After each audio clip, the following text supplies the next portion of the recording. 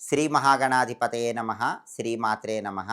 ఆధాన ఆధ్యాత్మిక వీక్షకులందరికీ శుభాశిస్సులు.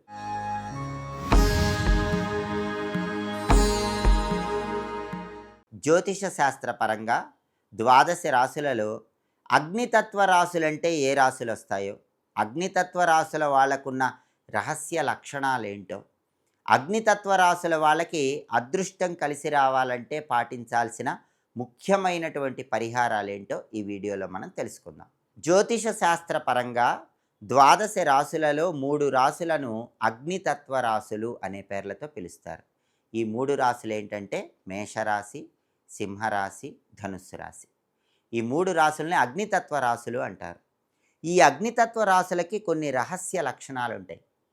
అగ్నికి ఉన్న లక్షణం ఏంటి?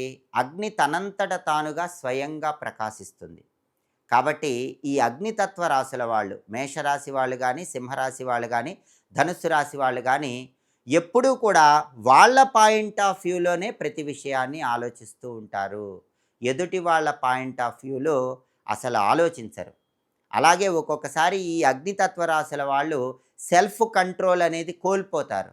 అలా కోల్పోవటం వల్ల వాళ్ళు మాట్లాడేటటువంటి మాటల వల్ల ఇతరులు ఎంతగానో బాధపడేటటువంటి అవకాశం ఉంటుంది. ఇతరులు మనసు గాయపడే అవకాశాలు ఎక్కువగా ఉంటాయి.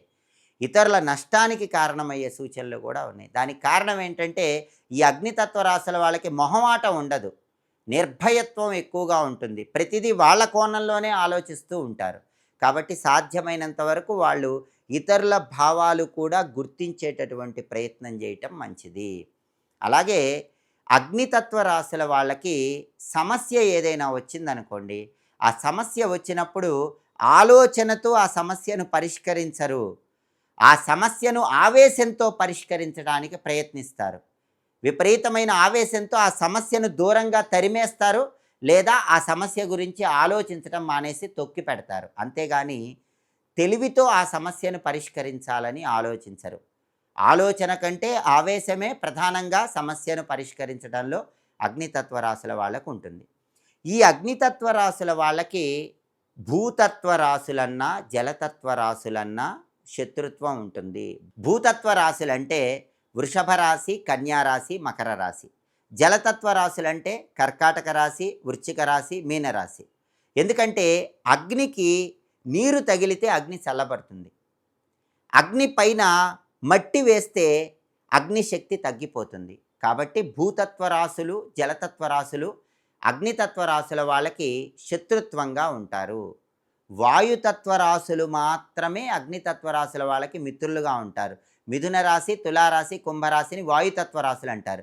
ఎందుకంటే అగ్నికి వాయువు తోడైతే అగ్నిశక్తి పెరుగుతుంది. కాబట్టి మేషరాశి, సింహరాశి, ధనుస్సు రాశి అగ్నితత్వ రాశుల వాళ్ళు సాధ్యమైనంత వరకు జీవితంలో ప్రతి విషయాన్ని పూర్తిగా వాళ్ళ పాయింట్ ఆఫ్ వ్యూలో మాత్రమే కాకుండా ఎదుటి వాళ్ళ పాయింట్ ఆఫ్ వ్యూలో కూడా ఆలోచించే ప్రయత్నం చేయాలి. ఎదుటి వాళ్ళ భావాలకు, ఎదుటి వాళ్ళ ఎమోషన్స్కు విలువ ఇచ్చేటటువంటి ప్రయత్నం చేయటం మంచిది.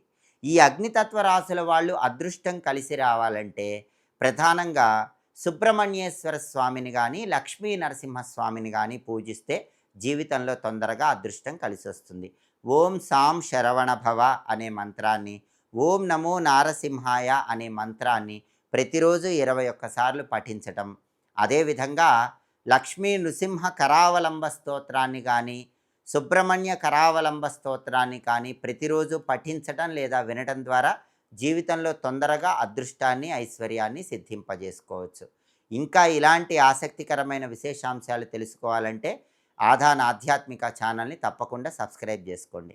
సర్వే జనాః సుఖినో భవంతు. స్వస్తి.